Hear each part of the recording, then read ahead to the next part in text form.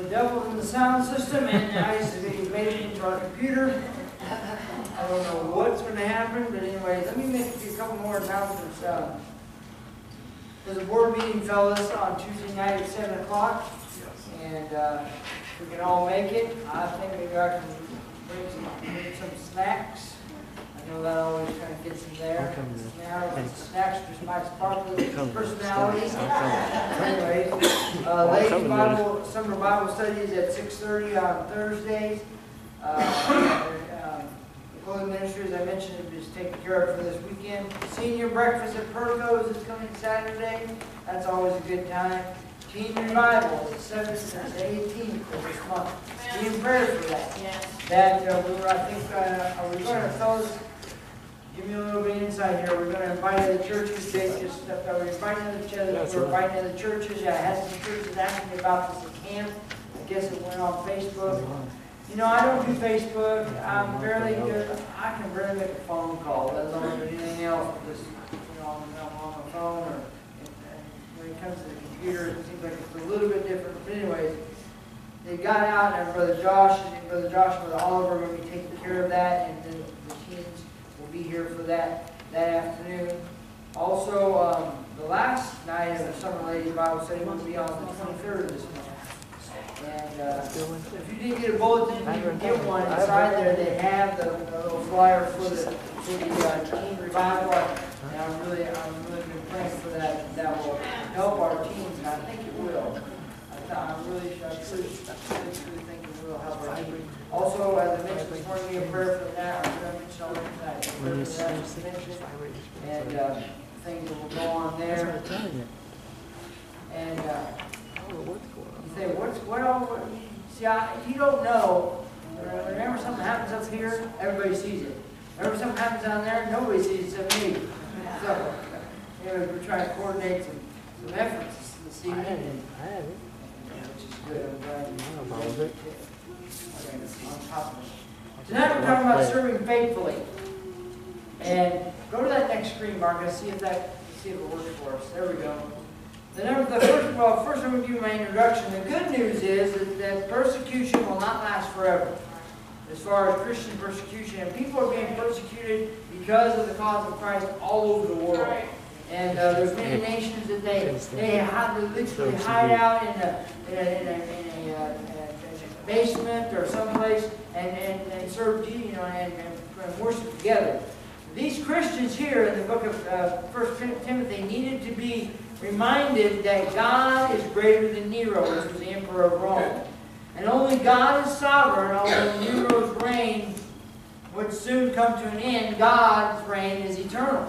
God, heaven is going to be forever. Like I talked about this morning, hell is forever. Well, heaven is forever. And that's where there will be no more sorrow, no more pain, no more crying, no more death. And so God is eternal. Nero could threaten them with death, but God had promised them life. I like that when I was studying this. Also, Peter and the early Christians expected Jesus to return any time. When Jesus left, you remember the angel said, "Why are you men of Galilee standing here gazing?" The one that the same Lord, the same Jesus that left, was doubtless come again. So they were watching every day. Kind of like when you go out, you've ordered something. I know the boys or Abby ordered something off Amazon. Boy, every day they're checking to see if that thing came or whatever the case is. Well, that's how they were. And in Peter's day, they were going out every day seeing if Jesus was going to come back. And some of them would sit there where he left all day long, waiting for him to come back, because he said, "I will doubtless come again." In other words, there's no doubt I am going to come again. And they thought, he didn't say, it's going to be 1,000 years or 2,000 years. They thought, and he didn't clarify to them, it was going to happen right then. So they were expecting that to happen right then. Well, upon his return, they knew all the trouble and the cares of life would end.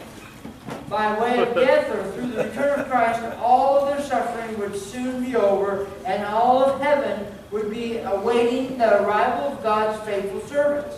Well, tonight I want us to look at a few things as Peter was saying in these verses. And some of the stuff, maybe a little bit in depth, and I went to see it on a few things, but I thought, as the Lord would lead me, I was just sitting there just typing this out and just putting it together. And I did step outside the box, and you'll notice that it's not alliterated this evening, so there's not going to be the same letter starting every point. So I did this as the Lord laid this upon my heart, I just put it down. Well, the first thing is think clearly. In 1 Peter chapter 4, verse 7, which we already read, but the end of all things is at hand, be therefore sober. Peter said, as Brother Ed said, he thought this was it. Jesus ascended, he's going to be back any day. Then, you know what? We need to think soberly. We need to think clearly.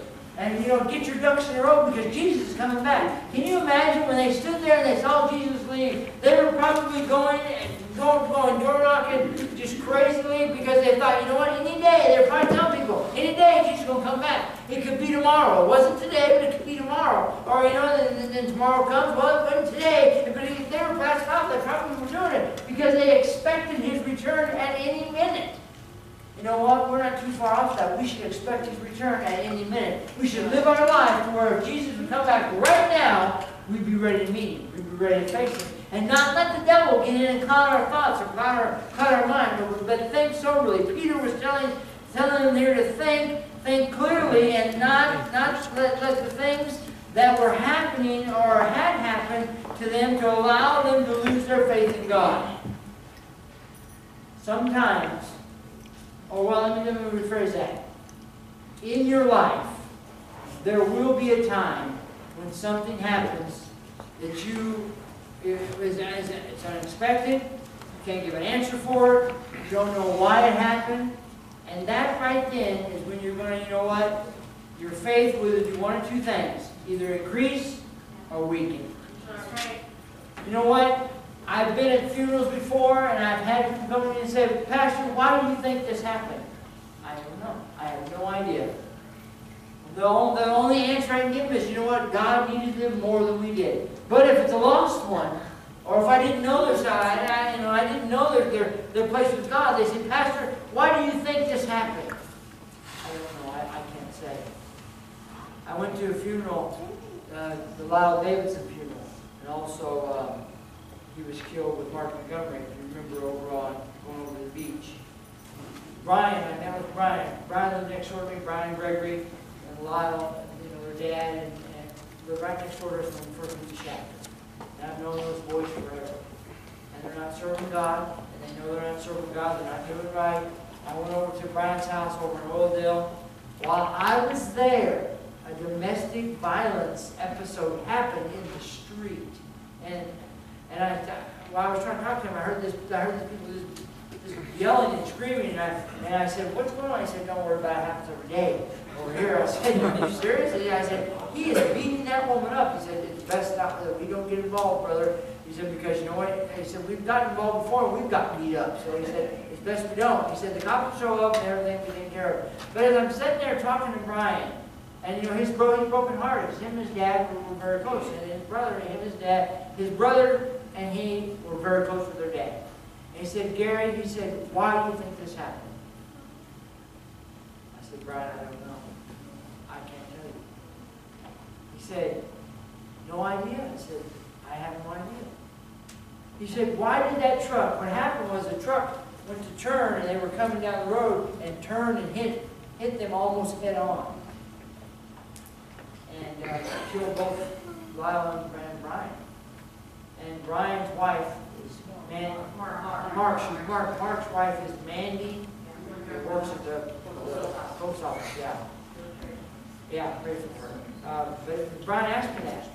I said, Brian, I don't know. I don't know why that truck was there. I don't know why. He said, man, Gary, they went over there 1,000 times. I said, well, I said, God God has everything set in motion, and He knows when our last day's going to be. And then we were at the funeral. Is it Mandy or Mindy? Mandy walked up to me. I knew her from the post office. I don't know her very well. She asked me the same thing. I said, I don't know. I don't know. And she's not going to church anywhere. She's not, and I invited her to church. It was right before Easter. I said, won't you come? And she said, you know what? She said, I don't think so. I don't think so. She said a few other things that doesn't matter, but she said, I just don't think so. And you know what happened was, what Peter was saying here, don't lose your faith. And that's why I've seen that happen so many times. People, they increase their faith through a tragedy, or they start to lose their faith through a tragedy, and question God. Why did God let this happen? This is all God's fault. God did this. And I try and comfort as best I can. God didn't do it. Well, He allowed it to happen. If they have any church backing, no, He allowed it to happen. He knows all things. Yeah, He does. But you know what? Don't lose your faith. And Peter was trying to explain to people, you know what? Don't lose your faith in God. Sometimes we as people will allow things that are going on around us to get us off track. And you know what? And that's what the devil wants. Because when we get off track, we start losing our faith. You know, usually it happens like this.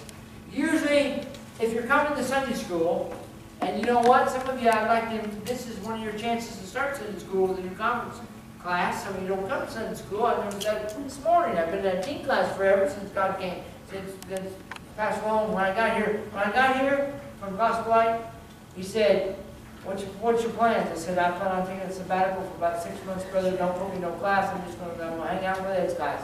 He said, wrong answer. He said, you were going to teen class, and Brother Frank is going to go in the teen class on Wednesday night. You're going to get busy, and I said, wait a second. Anyways, that's all neither here there. But you know, I noticed this morning, I've been at teen class ever since I came back. Some of you all don't come to Sunday school. I'm going to be ringing your bell about that. I mean, talking to you about that.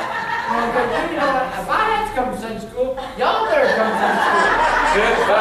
If I have to, you know, I even get up. I did this morning. Brother Ben's on here. No. Robert stepped out. Good. I'll tell them. They know. I didn't make it to breakfast this morning. I just wasn't feeling 100%. And this morning I wanted to apologize to you, but Brother Paul Thompson said, never say nothing about me, about all your ailments. Man, I was feeling sick this morning. I thought I couldn't get the message going, and so many of you were so gracious and said, Pastor, you did a great job. You know, and I just didn't feel like I could get it going this morning. But anyways, that's all behind me now, so I feel a lot better. I got a little rest this afternoon, ate some Mexican food for lunch, and now I'm ready anyways. But you know what happens? This is how it goes. If you're going to Sunday school, maybe we should ask for a show of hands. If you're going to Sunday school, that's the first thing that stops. Now, if you're coming to Sunday morning and Sunday night and Wednesday night, it's either going to be Sunday school or it's going to be Wednesday night. That's going to be the easiest one to stop. But way before that happened, y'all quit reading the Bible. Y'all quit praying. Way before that, y'all were witnessing, you know, and you weren't, you know, way before you quit church, they will have you off track. Now think about it. If you've ever quit church, that's how it happens. He had you off track. Now, I'll tell you this, church is one of the easiest things to quit, one of the hardest things to get back to. Because the first thing you're ever going to say, what are those people going to think? And you know what? I go home about every Sunday and say, okay, who was there, who wasn't there? Because when I get into it, I'm just going for it. And I know, man, I'd see you, man, you know, and if I come from back there up here and I don't shake your hand or something, don't take offense to it. I'm just got something on my mind. I'm going to get up here and write it down on the card I've played somewhere. On this card, I carry one of these cards with me every Sunday morning, every Wednesday night, and just from back there up here, that's what people tell me. Because I don't want to forget it, because it's important to you, it needs to be important to me. Yeah. But that's usually what happens. You stop, you quit Sunday school, quit Wednesday night. Well, Sunday school, not everybody's going to see it. This morning, I think I counted 27 in the class this morning. I was back on the back row, where they was teaching on Romans chapter 14 this morning. I counted 27 here. I asked my nephew, Jacob, how many did you have in your class this morning? About 14? 13? Sister Julia, how many did you have in your class? And she told me. And I thought, you know what? A whole lot of folks showed up for church and went to Sunday school. But that's usually what happens. They quit some of the things where they won't be noticed as much. Because you know what? I don't really know who all works in Pioneer until we have the Pioneer Awards time, and then I remember, oh yeah, that's where they've been on Wednesday night. I wonder where they've been. They're hanging out. Going to a ball game, what's the deal? Well, they've been in Pioneer. Because I'll forget from one day to the next, but that's just how it happens. And then if you quit Wednesday night, or you quit Sunday, usually Sunday school, if you're going, you quit that. Then you quit Wednesday night. Then Sunday night, you can hit and miss.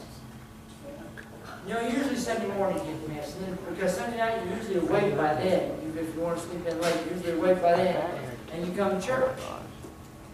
But see, that's what Paul was talking about the people here. Don't get off track and lose your faith in God. And that's how it happens. That's how you lose your faith in God. By not being here. But like I said, way before your absence from any of those, you quit praying, you quit reading your Bible, you quit witnessing. Way before that.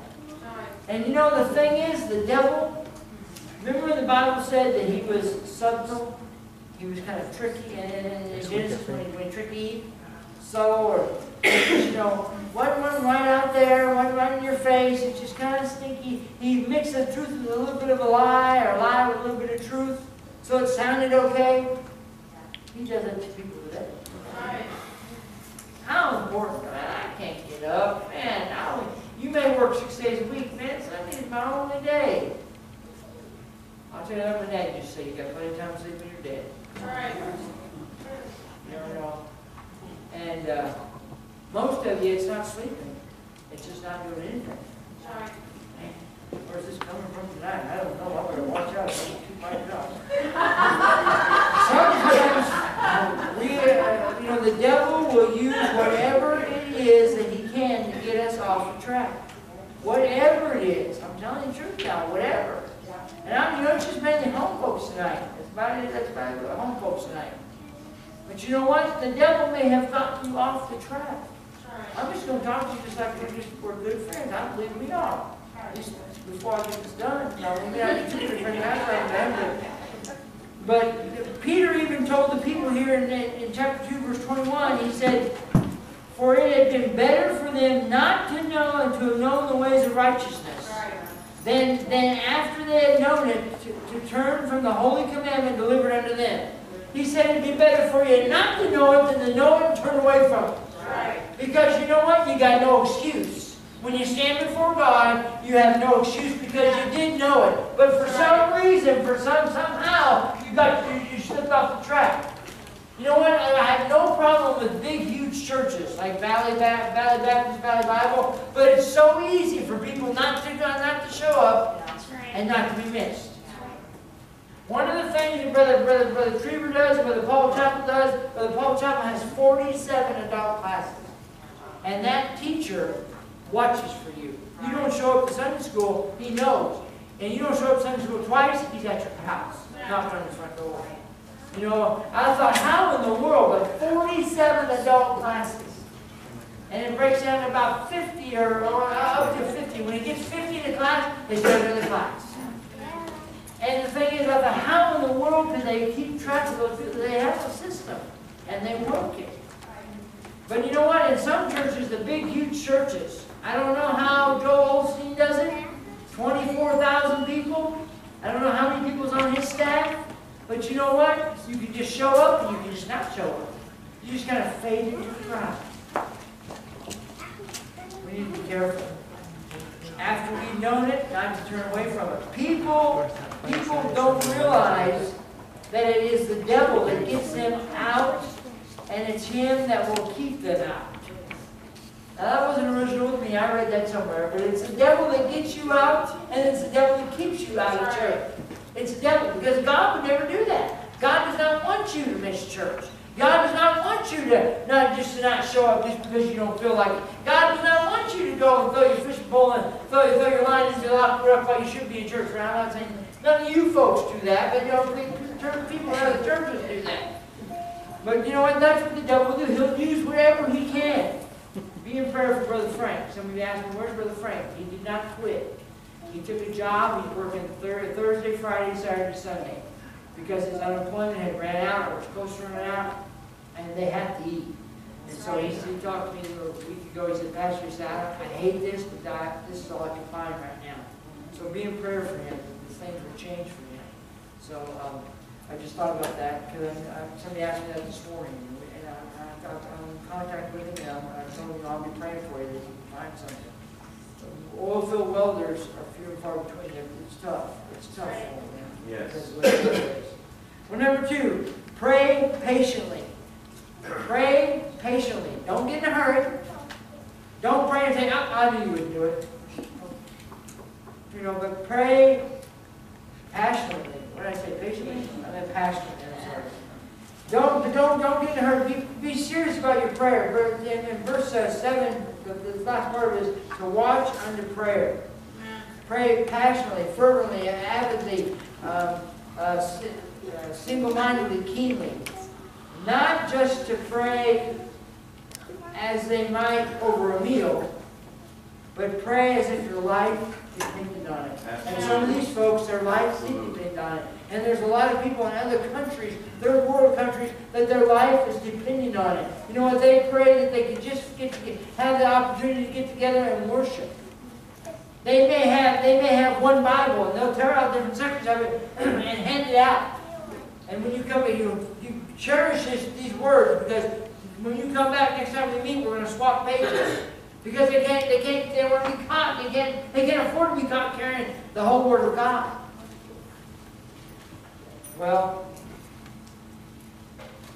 in the day and time, people were dying for their faith. This day and time here we're talking about, they were dying for the faith that they had in Christ. Many of them were being tortured also for the cause of Christ. When was the last time you prayed passionately for something? You really got on your knees, got in the presence of God Almighty. When was the last time? Was it for a healing touch? Was it for a job? A financial need? When was the last time you really got on your knees and prayed for something? I think we need to pray more passionately for one another, this church, this state, and this nation. Because you know what? They just kind of passed this deal through they did with the same-sex marriage. It won't be. That was a milestone as far as the courts were concerned. But it won't be long. They'll be passing other things through. You've watched TV and you see the movies that are coming out and what they'll show. And they're rated R. And by the next to the rated R, they'll have a little small print with what's going to be happening there. Violence, language, nudity, drug paraphernalia, whatever the case. The real small little print they'll put that there. And they'll flash it real quick so you can't see it, can't read it. But you know what? Before long. And you know, another thing, I think I told you this once. At night, after 10 o'clock, they'll show different previews of those movies. And it's no holds barred. They'll say whatever words they want to say. They'll show whatever they want to show. It won't be long before a Christian won't be able to have a TV, at least with cable, where you can win. And then you know, I think the latest Carl's Jr. Commercials, the lady walking through the ice bar. They had those ice bars, and as she's eating that jalapeno sandwich, the ice is melting. She's walking through in a bikini and a fur coat. It's not far, people. It's not far. When's the last time we really passionately prayed for something? I think we need to pray more now than we ever have. Signs of the time that ever God's return is closer than ever. And you know what? I've heard that all my whole entire life. But you know what? It really is. It's closer than it's ever been. Well, number 3, love fervently. The Bible tells us in 1 Peter chapter 4, verse 8, above all things, have fervent charity among yourselves, for charity shall cover the multitude of sins. Peter knew that love was important for the early Christian. It's why he says it's above all things. Love covered the multitude of sins as Jesus gave his life upon the cross. In Hebrews chapter 9, verse 22, the Bible says, and almost all things are by the law purged with blood, and without the shedding of blood there is no remission. There's no forgiveness. Remission. There's two Greek words, aphesis and paresis. And these two Greek words, of which later occur in Romans chapter 3 and verse 25, which says, whom God hath set forth to be the propitiation through the faith in His blood, to declare that His righteousness for the remission of sins that are passed through the forbearance of God. They were translated by the same English word in the King James Version. In the Revised Version, in British, both British and American, paresis is translated Passover, and it's contrasted with the other terms as pretermission and remission. Remission is the exemption of the consequences of an offense. Forgiveness. Without the shedding of blood, there is no remission for any sinful act. That's why Jesus had to die on the cross. Because you know what? When they were bringing the unspotted lamb or whatever maybe an unspotted dove whatever they could afford, when they were taking that blood, they were killing that animal, they were sprinkling that blood over the mercy seat where God spiritually, symbolically sat. That was just rolling their sins ahead. Before Jesus came on the cross, there was not salvation as we know it today. Right. There was no freedom. It was just rolling their sins ahead. And then when Jesus died on the cross, as I said this morning, when He said, "It is finished," from that day forward, it was called Christianity. Before long, they were living under the law. Jesus fulfilled it. Jesus, when he went to the tomb, from the tomb He went to those who were in paradise and those who were in Hades, and He preached to those who were in paradise, and He said, I don't know exactly what He said, but He said, you know what, I am the reason that you did what you did for so many years, rolling your sins ahead year after year after year after year, and now I have come, and there is no longer, and those people went from paradise to heaven, and those people went from Hades to hell, and you know what, we have no longer have that. Well, number 4, serve willingly. 1 Peter chapter 4, verse 9. Use hospitality one to another without grudging. And verse 10. As every man hath received the gift, even so minister the same one to another as good stewards of the manifold grace of God. The gift here seems to be the spiritual or temporal, ordinary or extraordinary, although the latter seems primarily intended. We need to serve one another without expecting anything in return. Well, I'll do this for you, but what are you going to do for me? You've all done this. I've done it too. Well, now you owe me one. Huh? You heard that before? You ever said that? Have you ever said that? Be honest now. What's it, you liar? How many of you never said that? Raise your hand. Okay, I'll talk to you. I'll take you off the line, David, if you're honest. Now, how many of you said, you know what? I'll do this, but you're going to owe me one.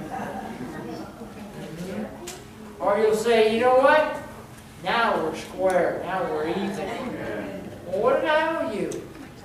We're going to go play golf for Josh's birthday.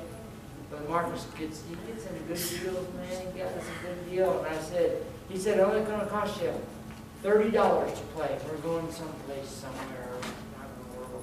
And they tried to explain to me, it's somewhere over on, where it's going to be cold weather. Cool weather. Cold weather we're going to hear over on the beach. And we're going to play golf. I asked Brother Jeff, and he was honest with me. I said, do you think I'll beat these guys I'm playing with? He said, I'm doubtful. I said, we'll see. So I told Mark, I said, well, then I'll go ahead and I'll pay the $60 or the $50. And Melissa said, well, it's $60. I said, yeah, but Marcus owed me $10.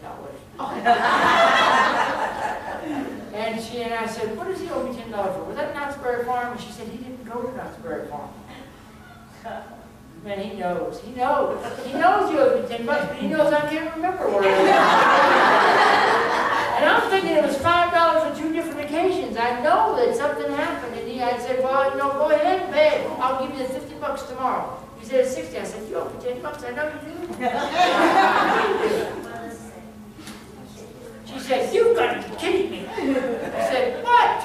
The dude owes me $10. $10. She said, $10 is nothing. I said, and then I said out loud, I'm stupid. I told you, I said, you wait, I'll squeeze you for it when I get there tomorrow.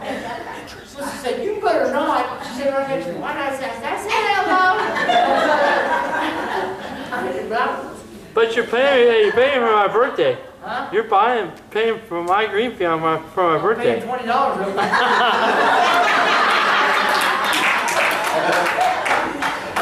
Hey, you have to ride home with me. Hey, I'm driving. You might be left there. Okay, just stop now. I'm preaching. We're being served willingly. We need to serve one another and not expecting anything in return. That's all. That's right. Brother Frank Irving. He's bad sick. They read the CAT scan. He's just got cancer everywhere. I was over there last Wednesday. I had an appointment. I had to go home and go see him. And he said, brother, he said, do you know any good carpenters? I said, well, I don't know what you're looking for. He said, well, I'd like to have finish for his wife.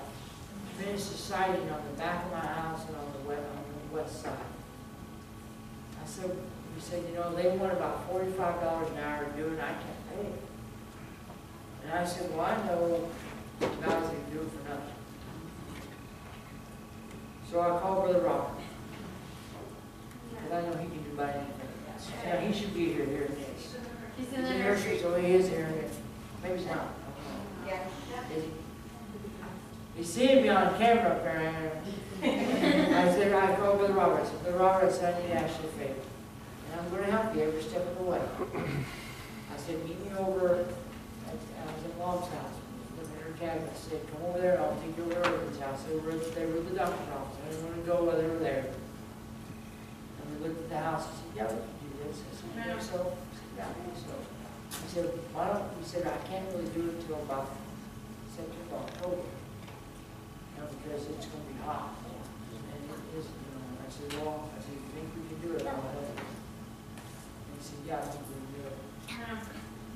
And you know what I said? I told him we wouldn't charge him nothing. He said, no, we don't need nothing for this. We can do this. No big deal.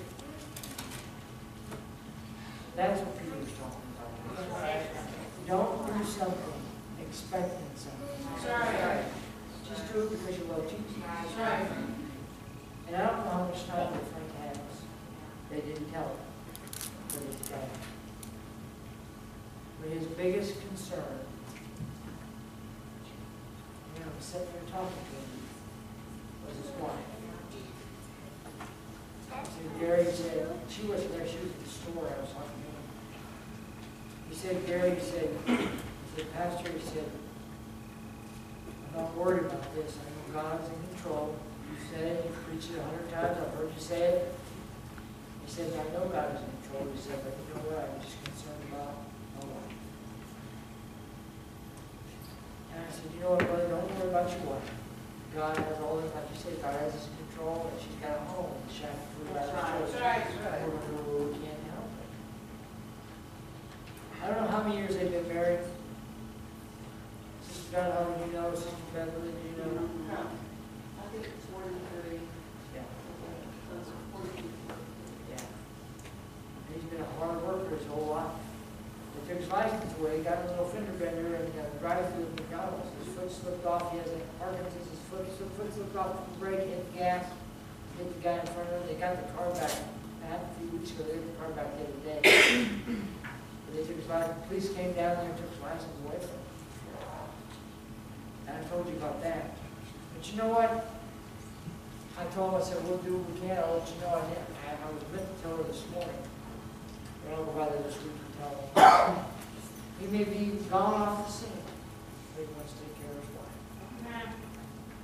Well, the last thing tonight is minister graciously. Minister graciously. Verse 11. If any man speak, let him speak as the oracle from God. If any man minister, let him do it as the ability which God giveth, that God in all things may be glorified in Jesus Christ, to whom be praise and dominion forever and ever. Amen. In this whole conversation, whether in public or private, he said, speak as the oracles of God. All his words were according to this pattern, both the matter and the manner, more especially in public. He spoke as God gave him words to speak. You know what? I've been known in the past to let my mouth overload my face. You know, my brain gets in neutral, my mouth gets in high gear. And I hate it when it happens like that. But as I was going through this message, I was thinking, you know what? If I just spoke of the oracles of God and taught that men should repent, believe, and obey, I'd be better off. He that treats, his traits of faith and he leaves out repentance and does not enjoin the practical holiness to believers, does not speak the oracles of God. He does not preach Christ if he leaves out repent, believe, and obey. Let us minister as the ability which God has given us, that is, humbly and diligently ascribing all his power to God and using it in its right with all his might. Whose is the glory of his wisdom which teacheth us to speak, and might watch and enable us to act. Everything we do is because God allows us to do it. Anything any ability you might have, you know what? Some of you have some ability to do things that I have no clue. Like I said, Facebook, the computer as a whole, I can do a pretty fancy spreadsheet, but that's about as far as I go. You know, but you know what? I always say, it's not, and Dad said this, it's not what you know, it's who you know that knows a lot.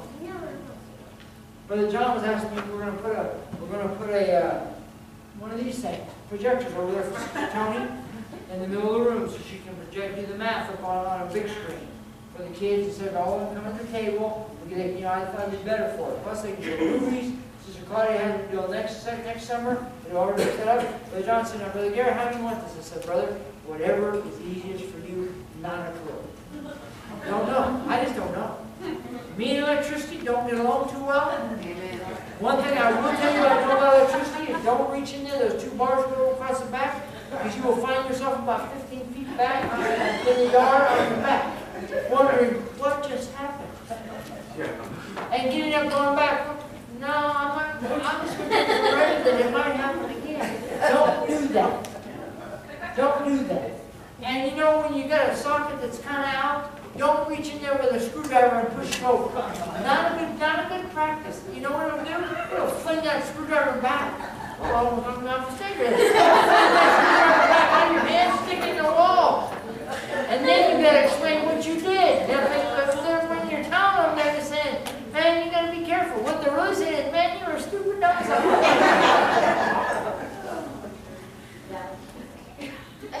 We were out at the shooting range, the police shooting range yesterday. And I have to be honest with you, the whole time we were out there, I was nervous.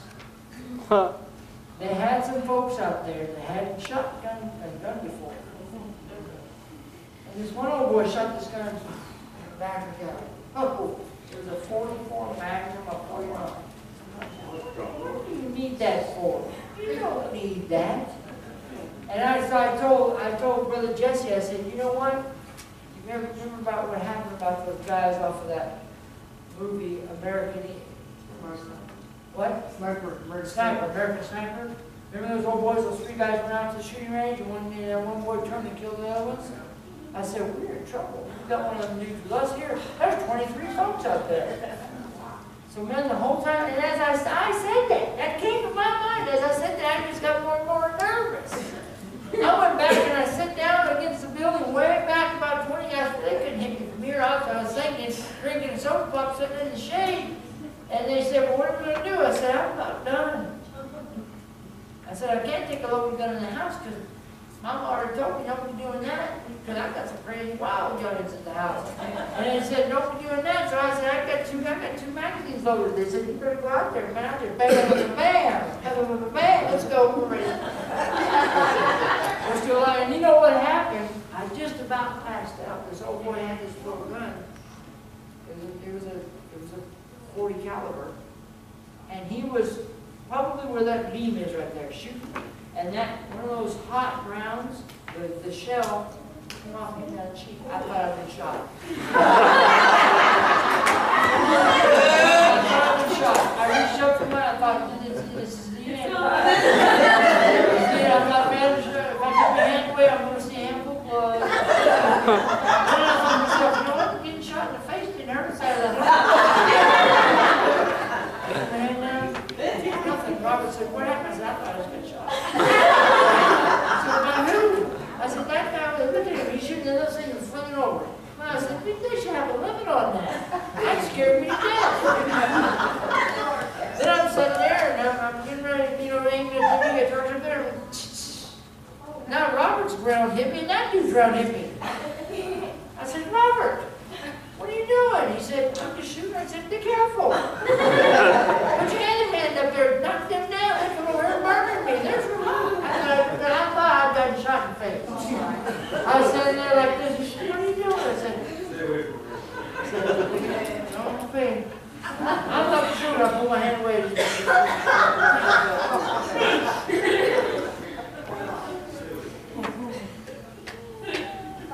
They're trying, I went to the classes, they're trying to teach me.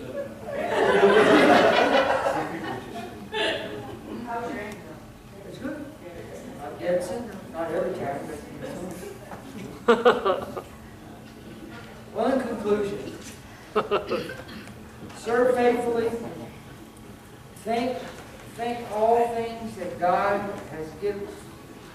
Think of all things that God has given you in your family. And I know that God is gracious in His blessings, and would not want you to lose. Would not want you to lose that for your family. No, He wants you to have the best for your family, because you know what? You are important to Him. Let's stand together.